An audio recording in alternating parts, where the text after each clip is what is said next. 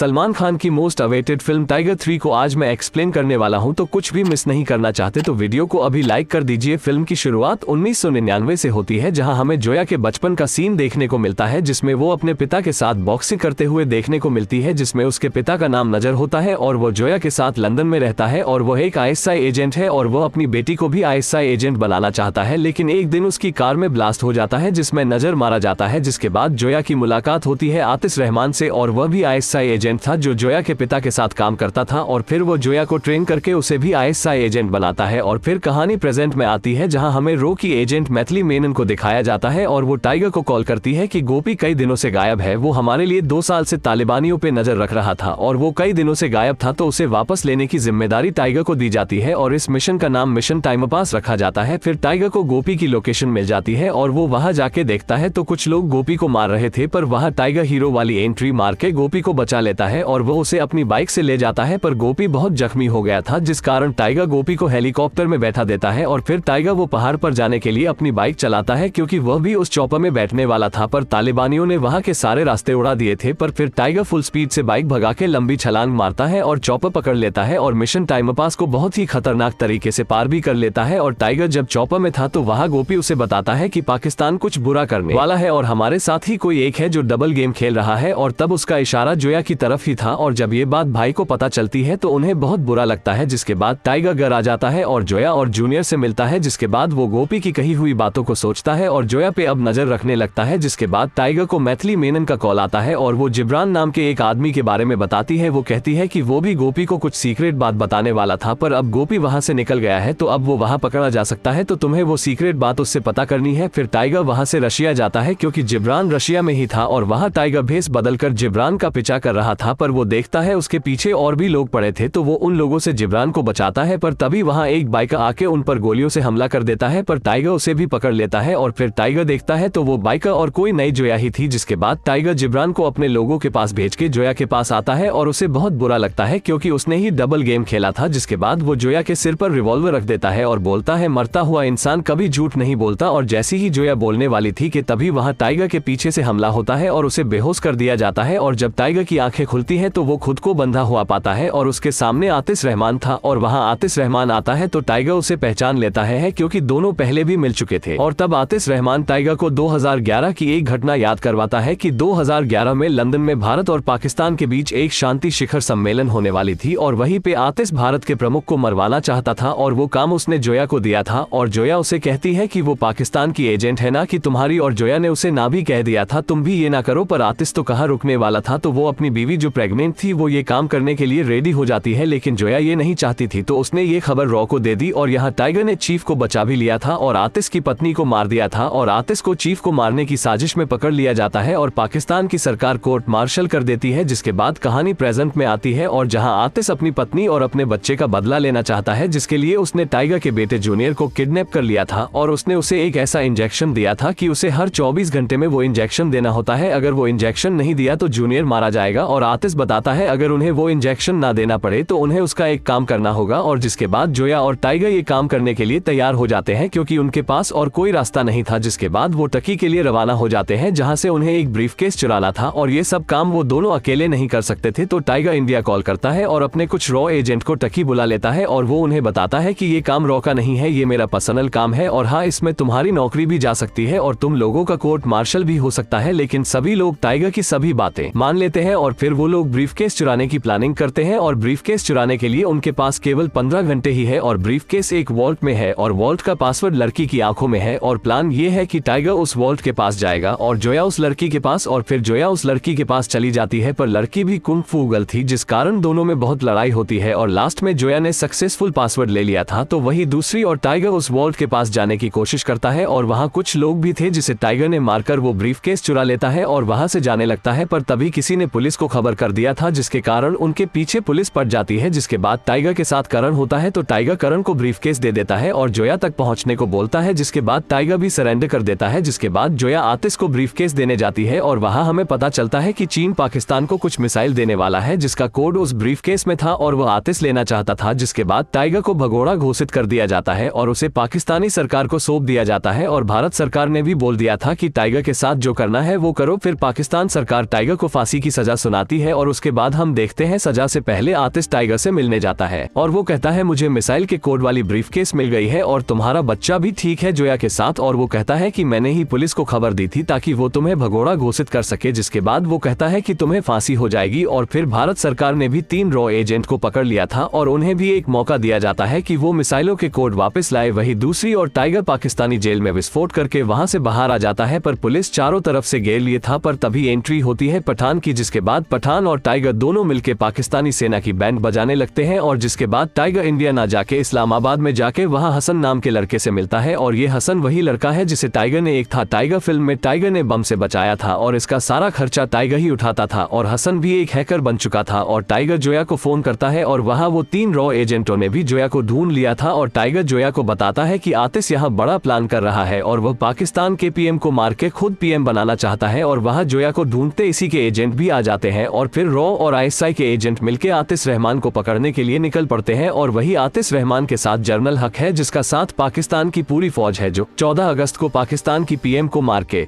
आतिश को पाकिस्तान का पीएम बनाने वाला था। लेकिन वही टाइगर और उसके साथियों ने पाकिस्तान पीएम के ऑफिस में जाने का प्लान बना लिया था। वो लोग सेफ के रूप में अंदर घुस जाते हैं पर तभी वो देखते हैं कि जनरल की पूरी आर्मी पीएम के ऑफिस में घुसती है क्योंकि वो पीएम को मारने वाले थे। तभी टाइगर वहां पहुंच जाता है और पीएम को सब कुछ बता देता है और फिर पीएम को ऑफिस के खुफिया रास्ते से बाहर निकलने लगता है और वहां उनके साथ जोया भी थी। फिर आगे बढ़ते ही वो देखते हैं कि उनके आसपास जनरल की सेना में कुछ लोग आते हैं पर जोया और उसके कुछ साथियों ने उनको मार दिया है। वही ऊपर टाइगर के पास भी बहुत सारे फौजियों ने हमला किया था पर टाइगर उन सभी को मार देता है। जिसके बाद में एंट्री होती है आतिश रहमान की और उसे सब पता चल जाता है क्योंकि टाइगर के साथ एजेंट है जो डबल गेम खेल रहा है जिसका नाम जावेद है और वह इसी का एजेंट है और वह जावेद के साथ करण भी था। तो आतिश वह करण को मार देता है और ये आवाजें टाइगर और उसके दोस्त सुन रहे थे और टाइगर ने जनरल हक को अपने कब्जे में ले लिया था और उसने मीडिया के सामने सब कबूल करने को बोला है और वो मान भी गया था। पर तभी आतिश वहां आके उसे मार देता है। जिसके बाद आतिश पाकिस्तानी मीडिया पर लाइव आके बोलता है कि जनरल हक को टाइगर ने मार दिया है और पाकिस्तानी पीएम भी उसके पास है और अब आतिश पाकिस्तान पीएम को भी मरवाना चाहता है और जिसका इल्जाम भी वो टाइगर पे डाल सके। और तभी वहां एक पल पे आतिश की आर्मी ने जोया और एजेंट को घेर लिया था पर तभी वहां हसन की एंट्री होती है। वो अपने बॉडी पे बम लगा के आता है और आर्मी के बीच में चला जाता है और वहां आतिश उसको मार देता है और फिर टाइगर आतिश के पास ही था। जिसके बाद जोया वहां से भाग जाती है और फिर आतिश टाइगर को पीएम को कहाँ छुपाया है वो कहता है पर वो कुछ बोलता नहीं। फिर उसको पता चल जाता है कि उसने बंकर में छुपाया है पर टाइगर ने पहले ही पीएम को जोया के साथ भेज दिया था। जिसके बाद टाइगर बंकर में आतिश के फौजियों के साथ लड़ाई करता है और फिर आतिश के साथ लड़ाई करता है और यहाँ पता चलता है कि ये टाइगर का प्लान है कि वो आतिश को यहाँ बंकर में उलझा कर रखेगा और जोया पीएम को लिव बुलाएगी, जो सच है वो बता देगी और होता भी ऐसा ही है। टाइगर और आतिश के बीच लड़ाई होती है और टाइगर आतिश को मार देता है और पीएम भी भाषण दे देती है और तब सब लोगों को पता चल जाता है कि ये सबके पीछे आतिश का ही हाथ है। फिर ये मिशन भी सफल होता है। रॉ के एजेंट के ऊपर से सब चार्ज हटा दिए जाते हैं और टाइगर भी अपनी वही जिंदगी में वापस आ जाता है जहाँ वो काफी खुश था। लेकिन तभी मैथिली मेनन का फोन आता है और वो कहती है कि अगर टाइगर को जरूर पड़ी तो वो क्या आ सकता है। तो टाइगर कहता है कि जब भी भारत को मेरी जरूरत पड़ेगी टाइगर हमेशा हाजिर रहेगा और फिर वो कॉल काट देता है और यहीं पर फिल्म का अंत हो जाता है। अगर वीडियो अच्छा लगा तो चैनल को सब्सक्राइब कर दीजिए।